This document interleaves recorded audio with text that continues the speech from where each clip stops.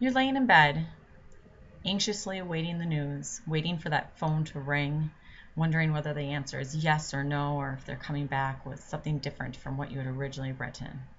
This is much the anxiety that many buyers feel when they write an offer on a home, whether it be their first home, second home, or 10th home. What I'm going to talk about today is how to start the beginning process of buying a home.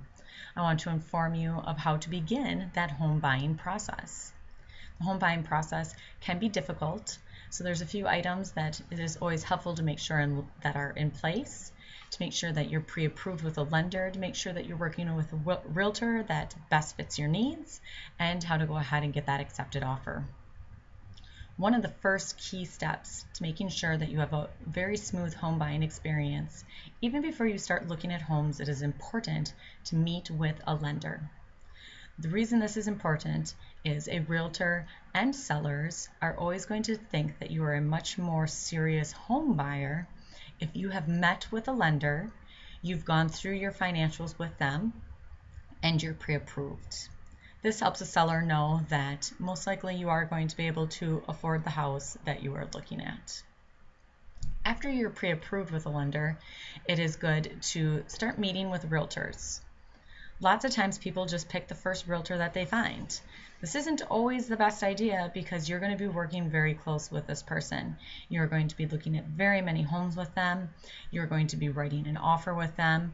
And then once that offer is written, there's a very long, lengthy process that happens after that as well that you want to feel comfortable with that person.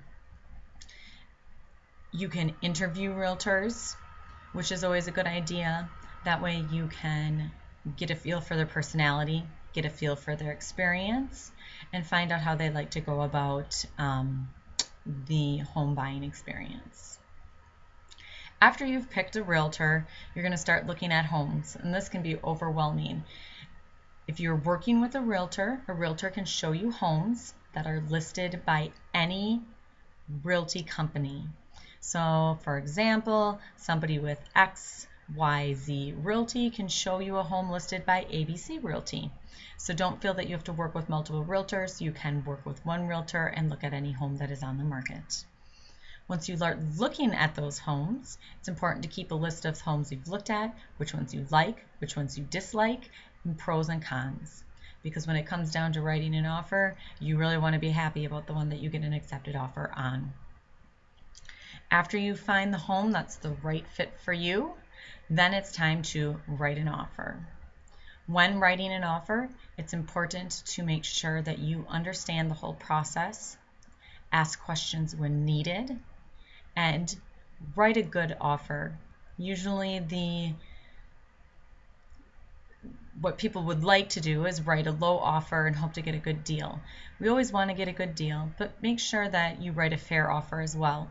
Sometimes if you write a really, really low offer, you insult the seller, and then that just makes them more standoffish while you're trying to negotiate and come together on a final price.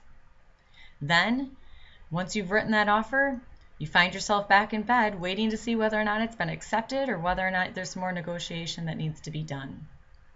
Once they accept the offer, congratulations. Hopefully the rest of the process will go smooth and you'll own a new home. All I have time for today, though, is how to get you to that accepted offers phase. So congratulations on the accepted offer on your new home. I hope you enjoy it, and I know that since you interviewed all those realtors, you have the right realtor to get you through the rest of the process so that you can call that new home yours on closing day. Thank you for your time.